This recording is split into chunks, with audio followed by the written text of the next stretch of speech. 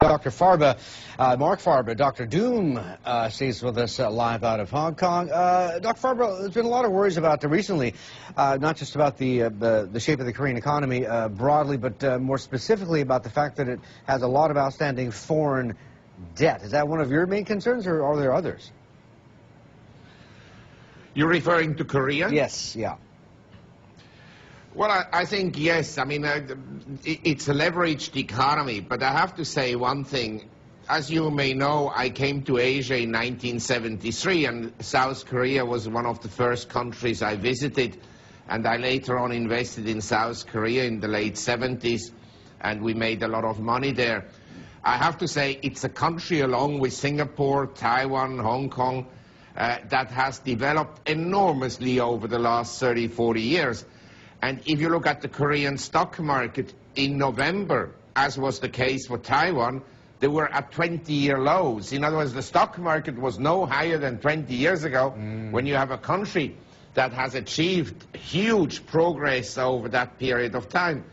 And my view is that we've made in some Asian markets major lows, and that will not break below these lows. Now, can we break here and there in a individual stock to new lows below the November lows of last year? Yes, can be. But I think the indices, particularly in Korea and Taiwan, will not make new lows. Okay, so it sounds like now's the time to go in then. Yes, I mean, in general, I think, let's put it this way. You look at the picture of Mr. Ben Bernanke, and then you look at the picture of, say, 50 leading businessmen in Asia that have a long-term track record, that have made money for their businesses over a long period of time. You ask your viewers here, who would they do business with, Mr. Bernanke or Mr.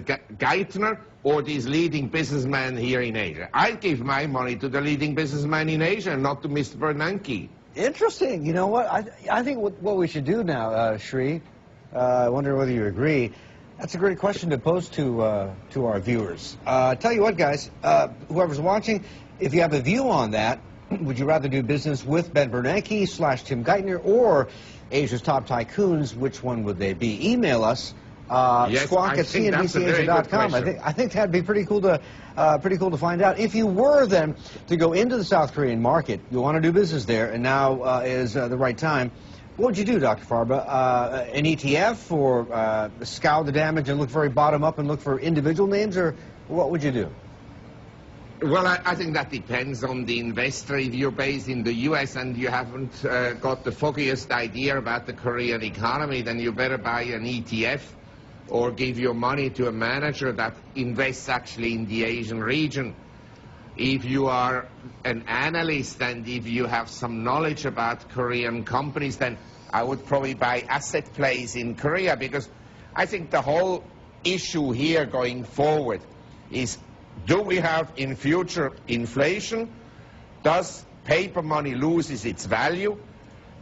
Or do we have deflation? And in my view, when I look at the action of central banks around the world, and not just the Fed, they want to depreciate the value of paper money, and they want to create inflation. And I have to return to this topic in a minute.